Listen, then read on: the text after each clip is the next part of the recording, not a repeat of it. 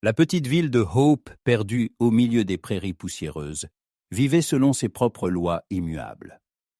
Ici, chacun connaissait sa place, et la parole du pasteur Jonathan Blackwood avait plus de poids que n'importe quelle loi de l'État. Il n'était pas seulement un guide spirituel, mais aussi la conscience et le pilier de la communauté, un homme dont les sermons étaient aussi tranchants qu'une lame de rasoir et aussi purs qu'un ruisseau de montagne. Sa fille, Élisabeth, avait grandi à l'ombre de ces principes stricts mais justes. Elle était l'incarnation de la vertu, modeste, travailleuse, avec des yeux de la couleur du ciel d'été et un cœur rempli de compassion. Elle aidait son père à l'église, rendait visite aux malades, lisait la Bible et croyait en une justice absolue. Mais sa foi, pure et intacte, n'avait pas encore été confrontée à la dure réalité du monde au-delà de Hope. Ce jour-là, tout commença par la sonnerie inquiétante de la cloche de l'église, qui appelait habituellement à la prière, mais qui sonnait aujourd'hui comme un tocsin. Élisabeth, sortie sur le perron, vit les habitants de la ville, comme poussés par un signal invisible, affluer vers la place centrale. Une tension palpable flottait dans l'air, mêlée à une attente fiévreuse. « Que se passe-t-il, père ?» demanda-t-elle lorsque le pasteur Blackwood, son père, grand et austère, sortit de la maison, le visage plus sombre que d'habitude. « Une pendaison, Élisabeth, » répondit-il sèchement, sans la regarder. « On a attrapé un vagabond. On l'accuse de vol et d'agression sur le chariot des Smith. » Le cœur d'Élisabeth se serra. Une pendaison, elle n'en avait jamais vu, bien qu'elle en ait entendu parler. La foule sur la place bourdonnait comme une ruche. Des hommes armés de fusils, des femmes au visage réprobateur, des enfants curieux qui jetaient un œil par-dessus les épaules de leurs parents. Tous s'étaient rassemblés autour d'une potence improvisée. 2 poutres grossièrement assemblées, avec une corde à nœuds coulant suspendue à l'une d'elles. Au centre de ce cercle se tenait l'homme, le vagabond.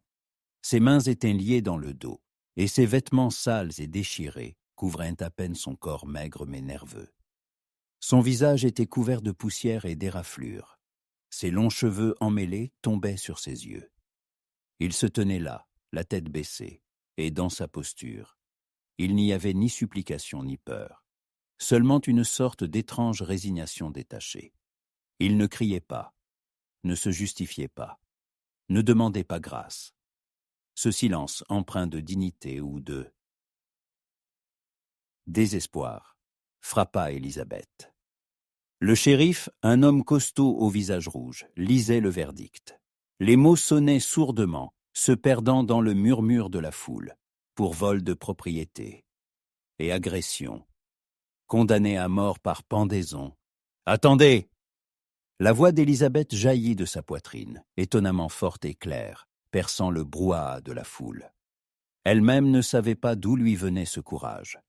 Tous les regards se tournèrent vers elle, la fille du pasteur. Le pasteur Blackwood se retourna brusquement, les yeux emplis de surprise et de colère. « Que fais-tu ?»« Père, nous ne pouvons pas. » Elle s'approcha, son regard fixé sur le vagabond. « Nous ne connaissons pas toute la vérité. Il n'a pas dit un mot pour sa défense. Est-ce juste? Est-ce ainsi que le Seigneur agit ?» La foule s'agita. Des exclamations mécontentes retentirent. « Il est coupable. C'est un criminel. La fille du pasteur a perdu la tête. » Le shérif fronça les sourcils. « Mademoiselle Blackwood, cela ne vous regarde pas. Le verdict a été prononcé. » « Mais qui l'a prononcé ?» Élisabeth sentit un élan de courage. Sans procès, sans témoin, à part une seule victime. Est-ce ainsi que l'on procède dans un monde civilisé? Est-ce chrétien? Elle se tourna vers son père, ses yeux remplis de supplication. « Père, tu nous as toujours enseigné la miséricorde. Tu nous as appris à ne pas juger hâtivement. Pouvons-nous envoyer un homme à la mort sans lui donner une chance ?» Le pasteur Blackwood se tenait là, tiraillé entre sa colère contre sa fille et ses propres principes. Son visage était tendu. Il regarda le vagabond, qui pour la première fois leva la tête et croisa le regard d'Élisabeth. Dans ses yeux, il n'y avait ni gratitude ni surprise, seulement une ombre profonde et impénétrable. « Élisabeth, cela ne te regarde pas, » répéta le pasteur, mais sa voix n'était plus aussi ferme. Il voyait la détermination dans les yeux de sa fille, et il savait que sa foi était sincère.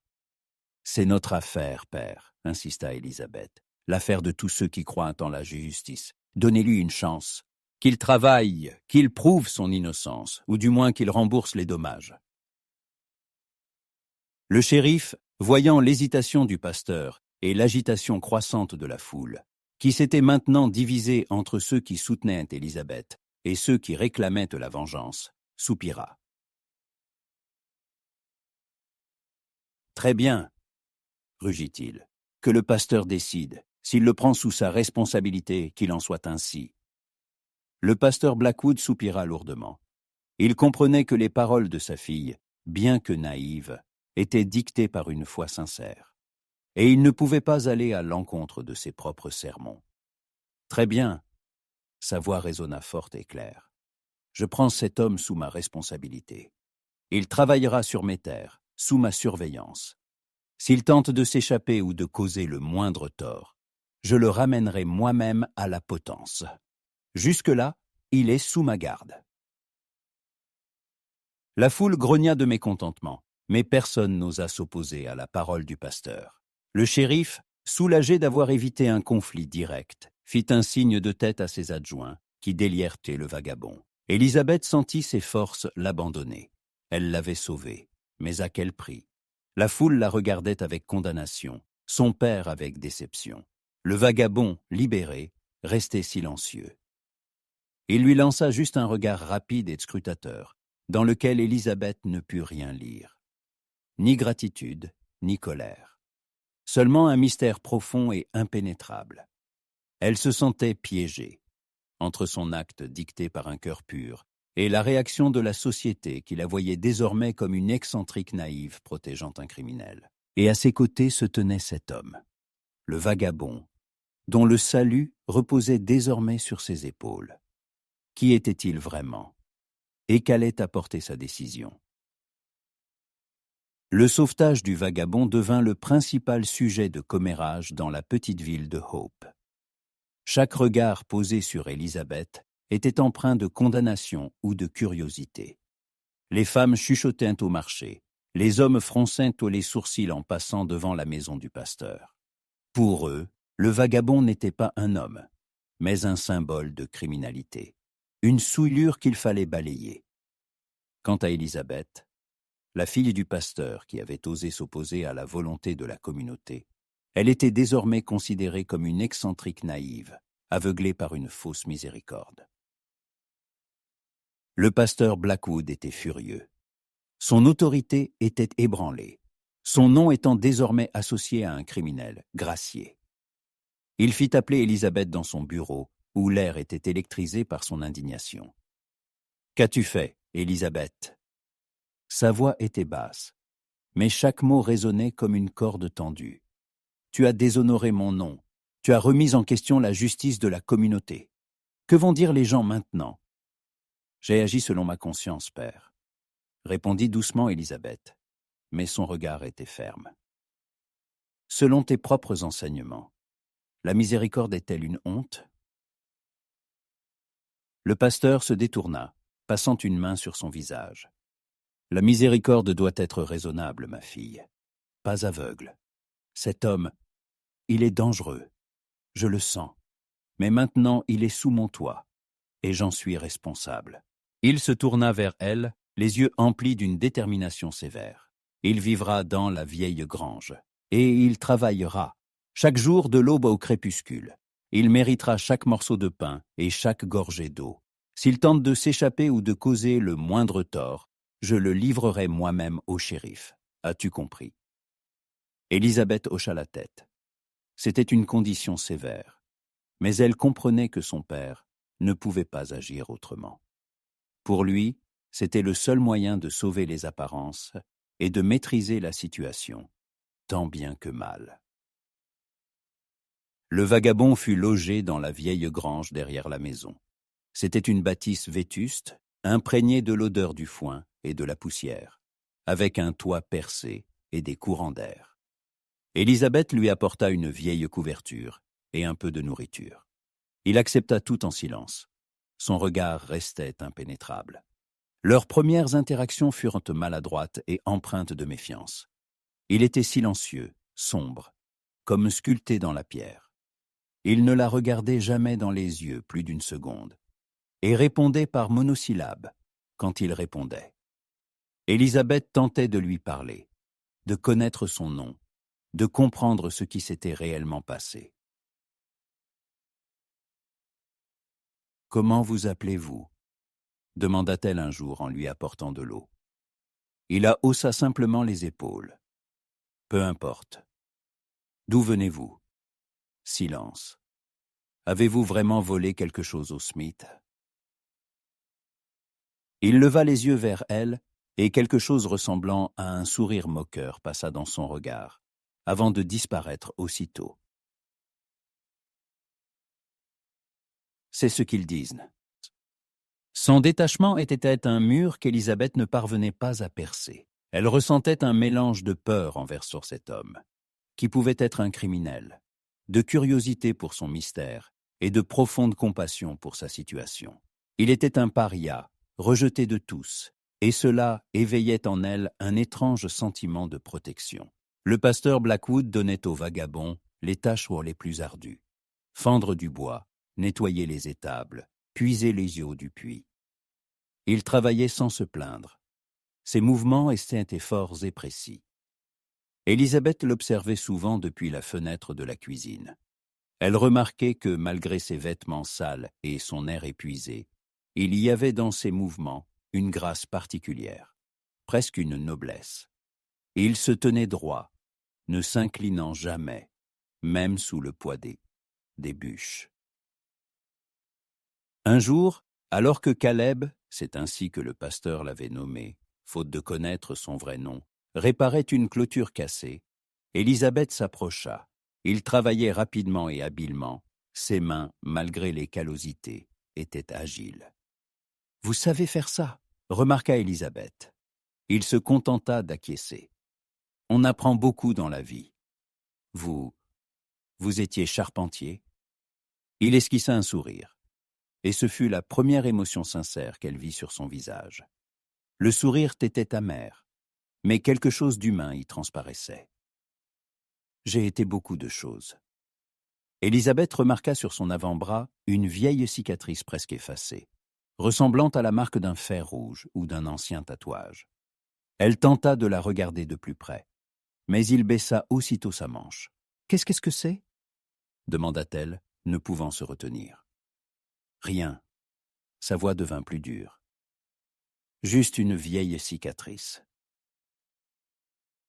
Une autre fois, lorsqu'un petit chaton vivant près de la grange se blessa à la patte, Caleb, qu'Élisabeth considérait comme rustre et indifférent, fit preuve d'une tendresse inattendue. Il prit délicatement le chaton dans ses mains, examina la blessure et, à la surprise d'Élisabeth, sortit de sa poche un morceau de tissu propre pour bander la patte. Ses grands doigts puissants étaient étonnamment délicats. Élisabeth l'observait, et à ce moment-là, elle ne vit pas un vagabond, pas un criminel, mais un homme capable de bonté. « Vous êtes bon, » murmura-t-elle, et Caleb leva les yeux vers elle. Quelque chose passa dans ses yeux qu'Élisabeth ne put déchiffrer, une surprise, ou peut-être une légère douleur. « Ne jugez pas hâtivement mademoiselle Blackwood, » dit-il, et ce fut la plus longue phrase qu'il prononça depuis le début de leur rencontre. « Tout ce qui brille n'est pas or, et tout ce qui semble maléfique ne l'est pas forcément. » Ces mots firent réfléchir Élisabeth. Elle en conclut qu'il était bien plus complexe qu'il n'y paraissait à première vue. Derrière son silence et sa taciturnité se cachait quelque chose de plus grand. Et ce quelque chose éveillait en elle non seulement de la curiosité, mais aussi une étrange et inexplicable attirance. Elle l'avait sauvée de la potence, mais elle sentait qu'elle-même s'était retrouvée piégée par son mystère, qui l'attirait avec une force irrésistible. Les jours s'écoulaient, se transformant en semaines, et la vie dans la maison du pasteur Blackwood avait trouvé son étrange nouveau rythme. Caleb, le vagabond sans nom, était devenu une partie de leur cours, une partie de leur quotidien. Sa présence ne provoquait plus un tel choc chez les habitants, bien que les murmures derrière le dos d'Élisabeth ne s'apaisaient pas, comme des mouches agaçantes refusant de s'envoler. Elle, quant à elle, s'enfonçait de plus en plus profondément dans l'énigme de cet homme, sentant qu'un monde entier se cachait derrière. Son silence. Plus Élisabeth passait de temps auprès de Caleb, plus elle remarquait des détails qui ne correspondaient absolument pas à l'image d'un simple vagabond ou d'un ouvrier maladroit. Un jour, alors qu'il réparait le toit de la grange, ses mouvements étaient si précis et assurés qu'il semblait qu'il avait été charpentier toute sa vie, plutôt que de vagabonder sur les routes. Il utilisait les outils avec une telle aisance et une telle maîtrise, comme s'ils étaient le prolongement de ses mains fortes et noueuses. Élisabeth remarqua qu'il ne se contentait pas de planter des clous ou de remplacer des planches mécaniquement.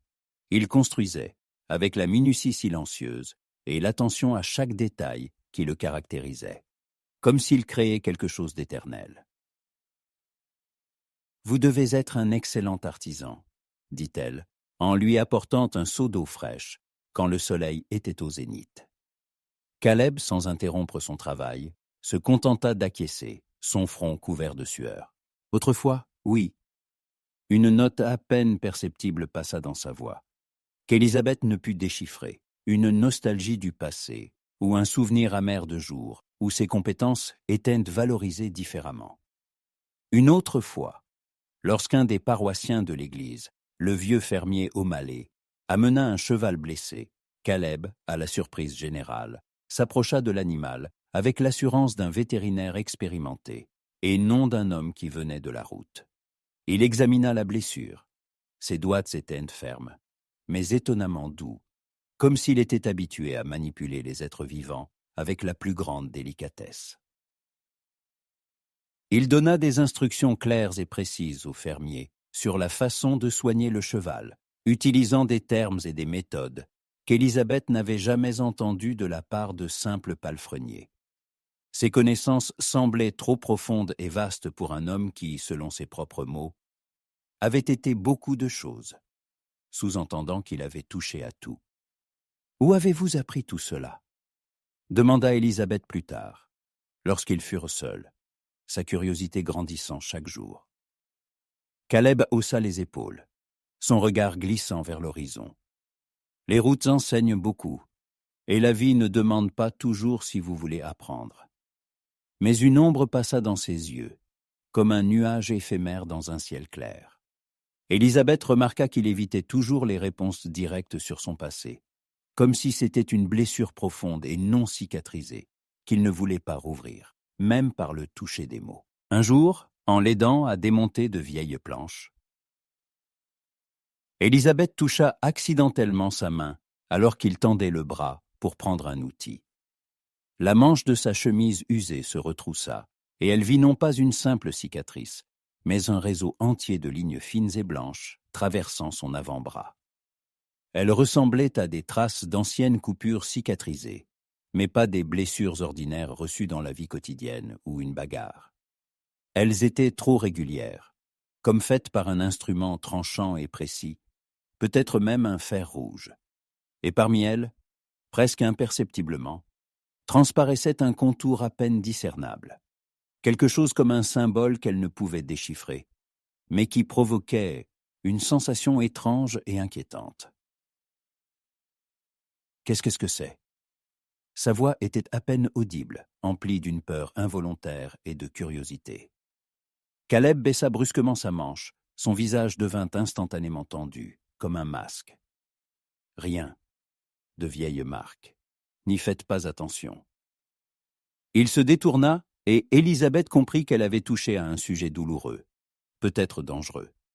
Sa réaction ne fit qu'accroître ses soupçons, que son passé était bien plus complexe et sombre qu'elle ne l'avait imaginé. Malgré sa discrétion et cette soudaine méfiance, une confiance commençait à naître lentement, presque imperceptiblement, entre eux. Ce n'était pas une confiance exprimée par des mots ou de grandes promesses, mais plutôt une compréhension mutuelle, née du travail partagé, d'observations silencieuses et d'actes tacites. Élisabeth voyait que Caleb, malgré sa morosité et son mystère, était un homme d'honneur. Il ne manquait jamais à la parole du pasteur, travaillait assidûment et sans se plaindre, accomplissant même les tâches les plus sales et les plus difficiles.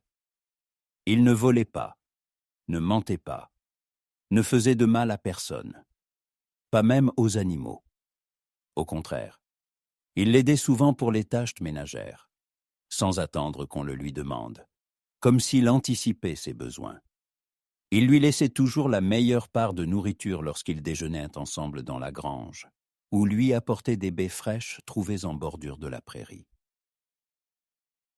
Un jour, alors qu'Élisabeth portait un lourd seau d'eau du puits, elle trébucha sur une pierre, et l'eau se répandit, mouillant sa jupe. Caleb, qui se tenait non loin, fut instantanément à ses côtés.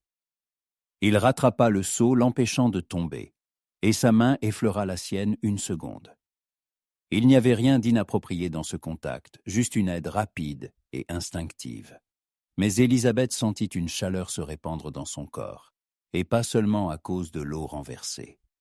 Il la regarda, et dans ses yeux, d'habitude si fermés et impénétrables, quelque chose ressemblant à de la sollicitude et une légère inquiétude apparut. Il ne dit pas un mot, mais son regard en disait plus que tous les mots.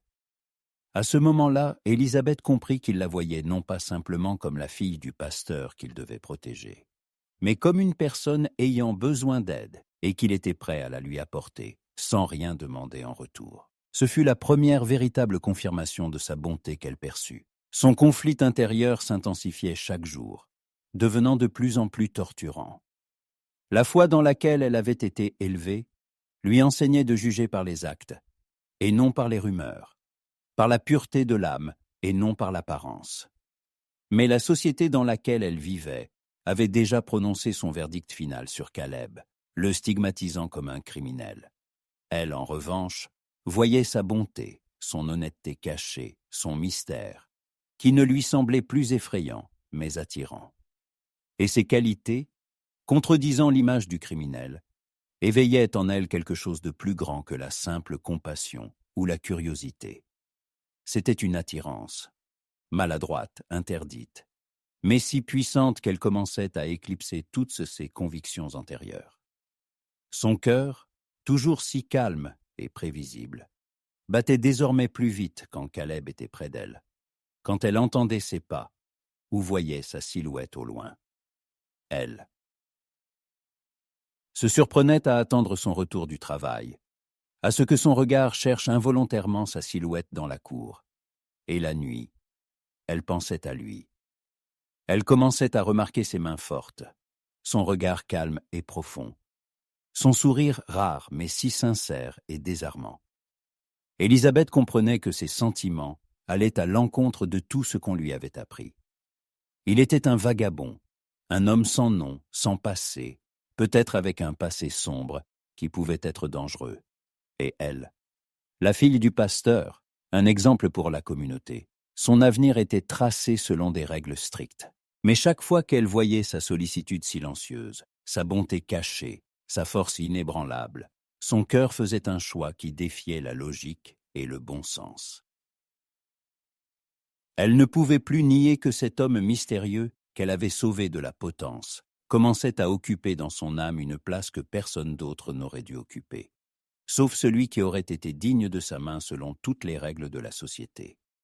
Et cette pensée l'effrayait plus que n'importe quel jugement de la foule, car elle savait que sa vie ne serait plus jamais la même.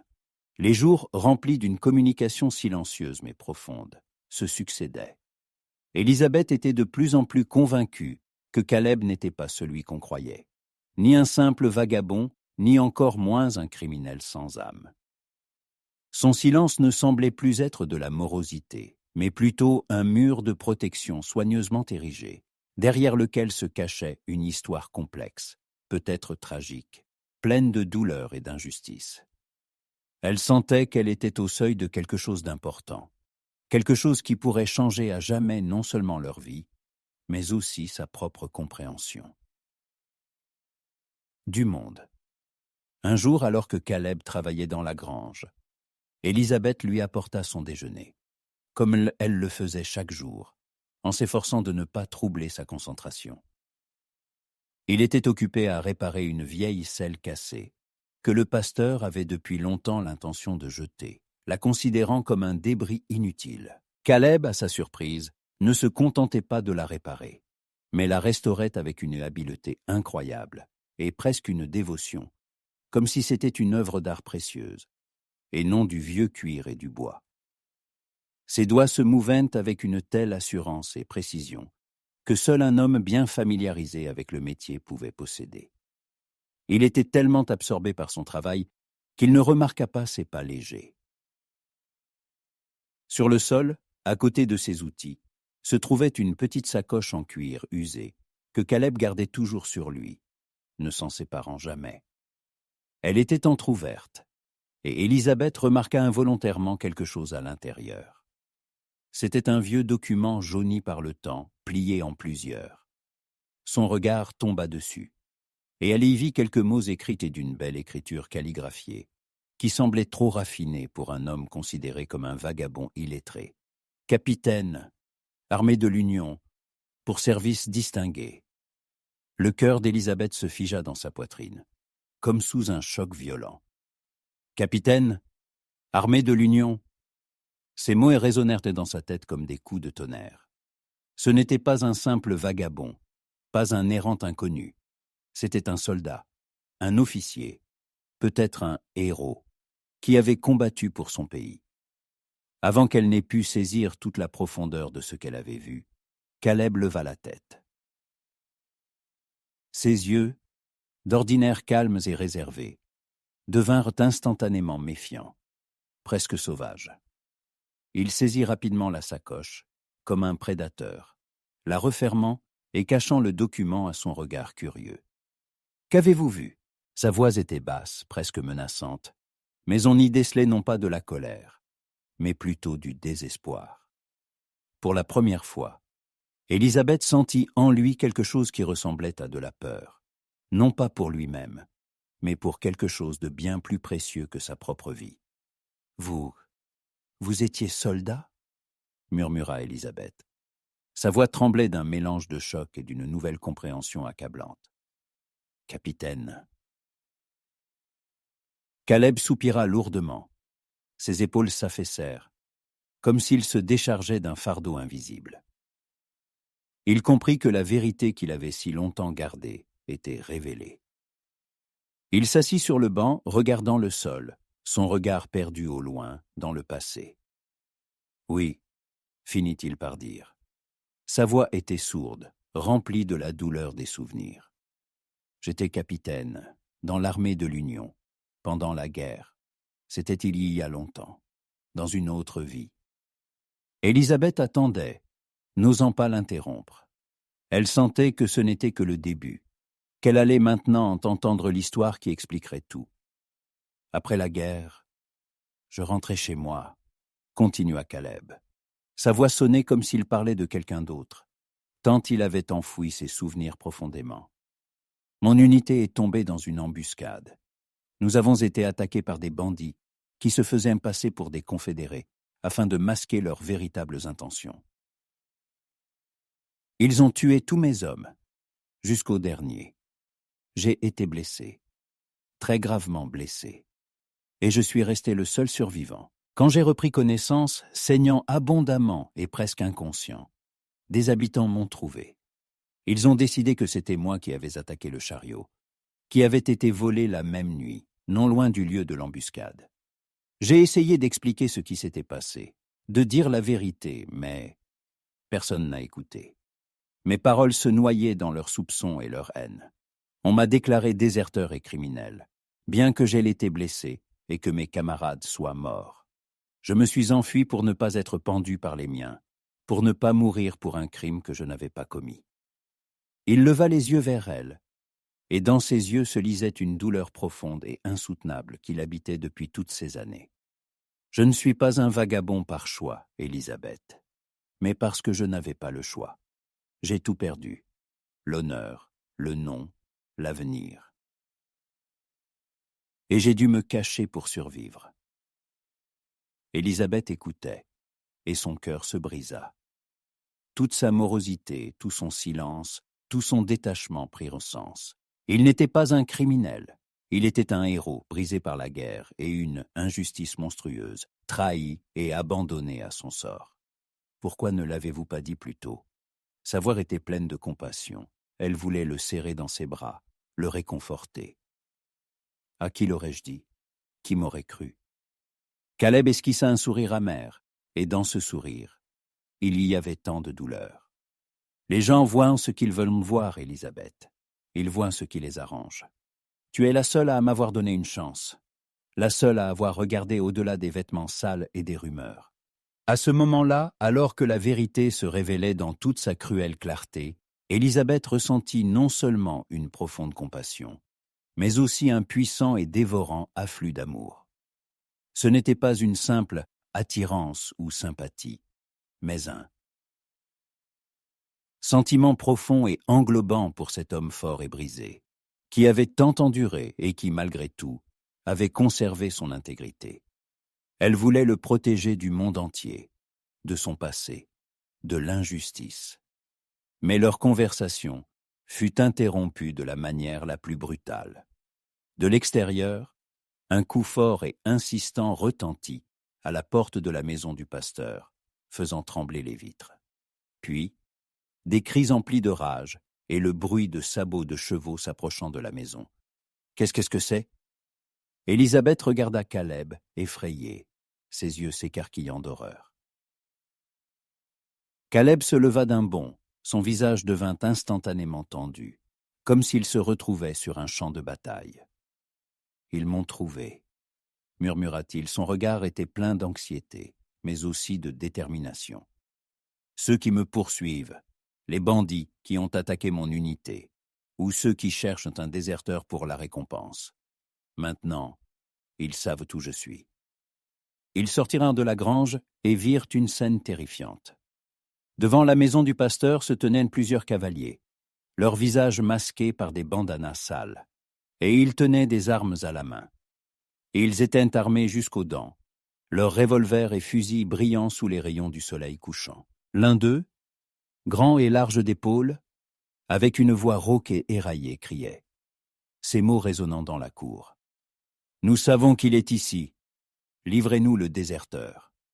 Sinon, nous brûlerons votre maison jusqu'aux fondations, et vous regretterez tous de vous être mêlés de ça. » Le pasteur Blackwood se tenait sur le perron. Son visage était pâle, mais son regard restait ferme et inébranlable. « Je ne livrerai pas un homme innocent !» cria-t-il en retour, sa voix, d'ordinaire si autoritaire, tremblait de tension, mais pas de peur. « Innocent !» Le bandit ricana, et ce son était dégoûtant. « C'est un déserteur, un meurtrier. Nous savons que vous le cachez. Livrez-le, ou tout le monde en souffrira. Votre église, votre maison, votre fille. » Élisabeth sentit une peur glaciale la transpercer jusqu'aux os. Le danger menaçait non seulement Caleb, mais aussi son père, sa maison, tout ce qui lui était cher dans ce monde. Elle saisit Caleb par la main. Ses doigts s'agrippèrent convulsivement à sa chemise. « Que devons-nous faire, Caleb? Ils sont trop nombreux. » Caleb serra sa main. Son regard était plein de détermination et d'un amour sans limite. « Je ne les laisserai pas vous faire de mal, ni à toi, ni à ton père, je le jure. » Il se tourna vers la maison où le vieux fusil du pasteur, sa seule protection, était accroché au mur. Le pasteur Blackwood, voyant Caleb et les bandits armés, réalisa enfin pleinement ce qui se passait. Son visage se tordit de colère et de désespoir. Il avait toujours cru en la loi et l'ordre, en la justice divine. Mais il se heurtait maintenant à une réalité cruelle, où la loi était du côté de ceux qui persécutaient un innocent, et où la justice était bafouée. Sa foi, Ses principes se heurtaient à la nécessité de protéger sa fille et sa maison. Lui, homme de paix, devait se lever pour défendre les siens, les armes à la main. « Caleb, c'est de la folie !» cria le pasteur. Sa voix tremblait. « Ils sont trop nombreux, tu ne peux pas y arriver seul. »« Je ne me rendrai pas, » répondit fermement Caleb. Sa voix était emplie d'une détermination d'acier. « Et je ne leur permettrai pas de vous faire de mal. » Il regarda Élisabeth, et dans ses yeux se lisait un amour si profond et dévorant qu'elle en oublia tout le reste, sauf lui. À ce moment-là, ils n'étaient pas la fille du pasteur et un vagabond. Ils étaient un homme et une femme, debout ensemble face à un danger mortel, leurs destins entrelacés. Les sentiments entre eux, qui avaient mûri si longtemps en silence, s'enflammèrent alors d'une flamme vive et brûlante, se transformant en quelque chose de plus qu'une simple sympathie. C'était un amour prêt à se battre pour son existence, pour son espoir, pour sa chance d'avenir. Les cris des bandits, pleins de menaces et de rage, résonnaient dans la cour du pasteur, imprégnant l'air d'un sentiment de malheur imminent. Élisabeth sentait la terre trembler sous ses pieds, sous le bruit des sabots, l'air vibrer de leurs cris furieux. La peur l'étreignait, serrant sa poitrine de ses bras froids. Mais près de Caleb, elle ressentait aussi une étrange nouvelle, presque irréelle détermination. Sa main serrait fermement la sienne, et dans ce contact résidait toute sa force, tout son amour inébranlable, qui lui donnait du courage. « Père, rentrez à la maison, verrouillez les portes, vite !» cria Élisabeth. Sa voix était perçante mais ferme. Elle poussa le pasteur vers la porte. Son visage était pâle comme la craie, mais son regard restait ferme, reflétant un combat intérieur. Il obéit, comprenant que ce n'était pas le moment des sermons et des exhortations, mais celui d'une défense désespérée. La porte en bois se referma avec un bruit sourd derrière lui. Caleb s'avança, sortant de l'ombre de la grange, tel un fantôme apparu de nulle part. Dans sa main apparut un vieux Winchester, mais bien entretenu, qu'il gardait toujours à portée de main, comme s'il pressentait ce jour. Il le leva, visant non pas les bandits, mais le ciel vide. Son geste était un avertissement. « Déguerpissez d'ici !» Sa voix, d'ordinaire si tranquille et réservée, retentit fort et autoritaire, comme un ordre donné sur un champ de bataille, faisant même frissonner les chevaux. « Vous êtes sur la terre de Dieu, et je ne vous laisserai pas faire de mal aux innocents. Partez avant qu'il ne soit trop tard. » Le grand bandit, leur chef, cracha par terre avec un ricanement méprisant. « La terre de Dieu ? Toi, déserteur, tu parles de Dieu. D'un homme qui a trahi son serment ? Rends-toi, et nous laisserons ces gens tranquilles. Sinon ton pasteur et sa fille sauront ce qu'est un véritable enfer. Je ne suis pas un déserteur. » La voix de Caleb était pleine de rage, mais ses yeux restaient froids et calculateurs. « Je suis un soldat qui a été trahi, et je ne vous céderai pas, pour rien au monde. » La fusillade commença. Les bandits, ne s'attendant pas à une telle résistance de la part d'un seul homme, ouvrirent un feu désordonné mais furieux. Les balles sifflaient comme des guêpes enragées, s'écrasant contre les murs de bois de la maison et de la grange, laissant derrière elles des marques déchirées et des jets de poussière. Caleb se déplaçant avec une vitesse et une agilité incroyables, qu'Élisabeth n'avait vues que dans ses récits de guerre, esquivait les balles, comme s'il dansait avec la mort. Il répondait par des tirs précis et mesurés. Il ne visait pas à tuer, mais seulement à blesser, à neutraliser, à les priver de la capacité de continuer le combat. Ces tirs, comme des coups de marteau, faisaient tomber les armes des mains des bandits, perçaient les roues de leurs chariots, faisant cabrer. Leurs chevaux hennirent de peur. L'air fut empli de l'odeur de la poudre et de cris. Élisabeth, cachée derrière le coin de la grange, tremblant de tout son corps, mais ne quittant pas Caleb des yeux, le voyait. Ce n'était pas le vagabond qu'elle avait sauvé de la potence, ni le travailleur taciturne. C'était un guerrier, un commandant, un homme qui savait se battre et défendre jusqu'à son dernier souffle. Ses mouvements étaient affûtés, chaque action mesurée, son regard vif et concentré, comme celui d'un prédateur. Elle voyait comment, risquant sa vie, il couvrait la maison où se trouvait son père, empêchant les bandits de s'approcher.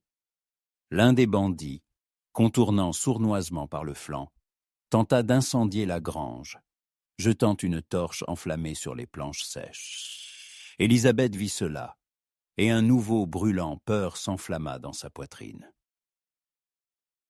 Sans hésiter, sans se laisser le temps de réfléchir, elle saisit un seau d'eau qui se trouvait à proximité et sortit de sa cachette, jetant l'eau sur les planches fumantes. Au même instant, un coup de feu assourdissant retentit, et une balle siffla tout près de sa tête, la faisant sursauter. « Élisabeth, en arrière ! Immédiatement !» cria Caleb. Sa voix était pleine d'une terreur non feinte.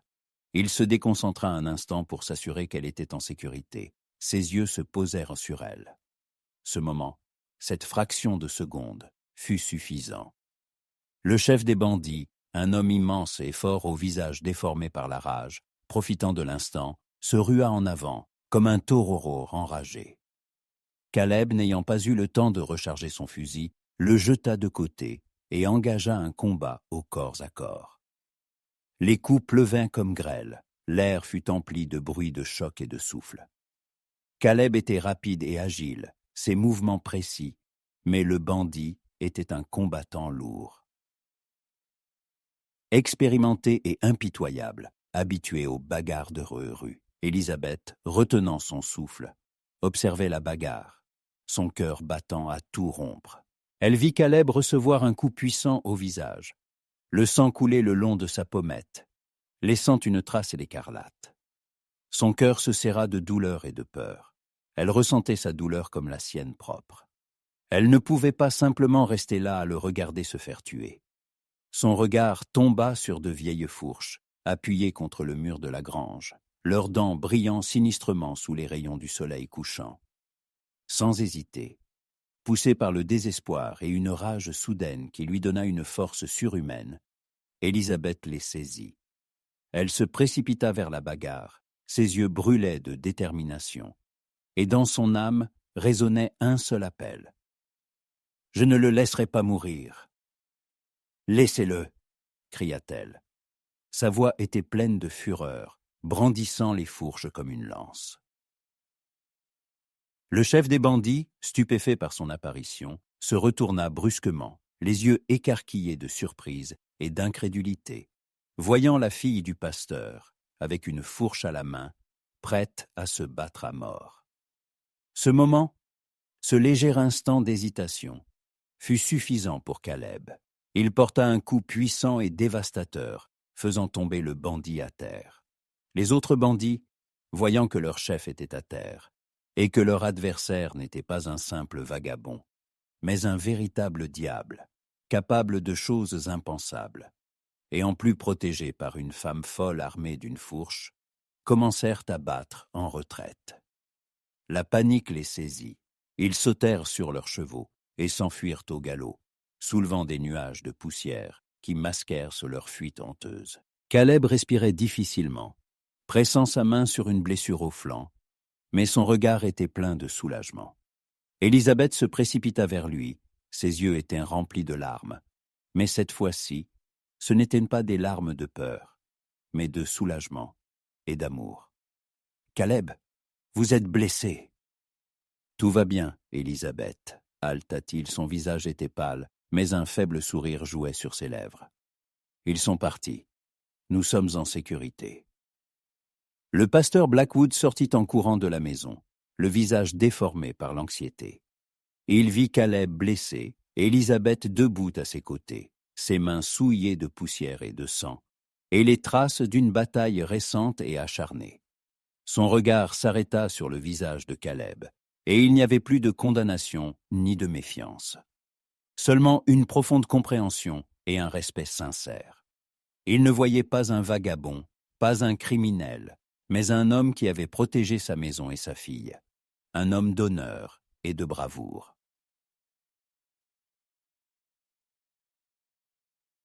Caleb, la voix du pasteur était empreinte d'une chaleur nouvelle, inhabituelle, presque d'une tendresse paternelle. Nous devons panser votre blessure, immédiatement. À ce moment-là, Élisabeth comprit que son choix était fait, définitivement et irrévocablement. Elle l'avait choisi. Pas simplement le vagabond, pas simplement le soldat, mais Caleb, son héros, son protecteur, l'homme qu'elle aimait de tout son cœur. Sa foi n'était pas brisée, au contraire, elle était devenue plus profonde, plus large, englobant non seulement les dogmes stricts, mais aussi la miséricorde et un amour véritable, qui ne juge pas sur l'apparence mais voit l'âme. Elle ne craignait plus le jugement de la société, leur chuchotement et leur regard. Sa réputation, sa vie d'antan, tout cela semblait désormais insignifiant comparé à ce qu'elle avait trouvé. Un amour véritable et l'espoir d'un avenir. Caleb la regarda, et dans ses yeux se lisait tout. Une gratitude infinie pour son courage, soulagement d'avoir survécu, et un amour illimité, dévorant. Il tendit la main vers elle, et Élisabeth, sans hésiter une seconde, la prit. Leurs doigts s'entrelacèrent, fermement, inséparablement, et dans ce simple geste, il y avait plus que dans n'importe quel mot, plus que dans n'importe quel serment. C'était une promesse, la promesse d'une nouvelle vie qu'ils construiraient ensemble, quoi qu'il arrive, main dans la main contre toutes les adversités. Après ce jour, lorsque la poussière retomba et que les bandits disparurent, la vie dans la petite ville de Hope changea. Pas tout de suite, pas du jour au lendemain, mais inévitablement.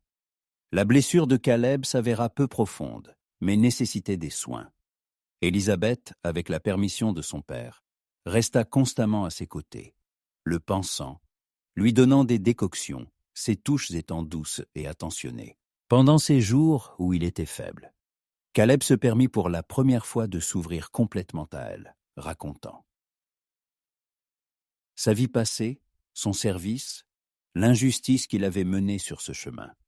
Élisabeth écoutait, et son cœur se remplissait non seulement de compassion, mais aussi de fierté pour cet homme fort et honnête. Le pasteur Blackwood, témoin de la bataille et du sauvetage, fut bouleversé. Son monde, bâti sur des dogmes stricts, se heurtait à une réalité où le bien et le mal n'étaient pas si univoques. Il avait vu le courage de Caleb, sa volonté de se sacrifier pour protéger des innocents. Il avait vu l'amour dans les yeux de sa fille, et dans cet amour, il n'y avait rien de pécheur, seulement la pureté et le dévouement. Un soir, alors que Caleb pouvait déjà s'asseoir près du feu, le pasteur s'approcha de lui. Son visage était grave, mais ses yeux n'avaient plus leur ancienne sévérité. « Caleb, » dit-il, et ce fut la première fois qu'il s'adressait à lui par son nom. « J'ai eu tort, je t'ai jugé, pardonne-moi. » Caleb se contenta d'acquiescer. Son regard était plein de compréhension. « Vous n'avez pas à vous excuser, pasteur. Vous avez agi comme vous le pensiez juste. » Non. Le pasteur secoua la tête. « J'ai agi selon la lettre de la loi, et non selon son esprit. Tu m'as montré que la vraie foi n'est pas seulement la droiture, mais aussi la miséricorde et la volonté de défendre ceux qui sont en détresse. Tu as sauvé ma maison et ma fille. Tu es devenu comme un fils pour moi. » Ces mots étaient pour Caleb plus importants que n'importe quelle justification. Il regarda Élisabeth, et dans ses yeux se lisait une joie sans limite. À partir de ce jour, la vie de Caleb et Élisabeth à Hope changea. Les habitants, témoins de la façon dont Caleb avait combattu les bandits, comment il avait défendu leur pasteur, changèrent progressivement d'avis. Les murmures s'apaisèrent, remplacés par le respect. Caleb, l'ancien vagabond, devint une partie de la communauté. Il ne vivait plus dans la grange, mais déménagea dans une petite maison à côté de celle du pasteur, qu'Élisabeth et lui commencèrent à aménager ensemble. Leur relation s'épanouissait, comme les fleurs sauvages de la prairie après la pluie. L'attachement silencieux se transforma en un amour profond et tendre. Ils passaient leurs soirées ensemble, lisant, discutant de l'avenir, partageant leurs rêves. Caleb, qui avait été si secret, ouvrait désormais à Élisabeth ses pensées, ses espoirs. Il lui parla de son vrai nom, Caleb Ward, et de sa famille, qu'il avait perdue pendant la guerre. Élisabeth écoutait, et son cœur se serrait de compassion, mais elle savait qu'il n'était plus seul.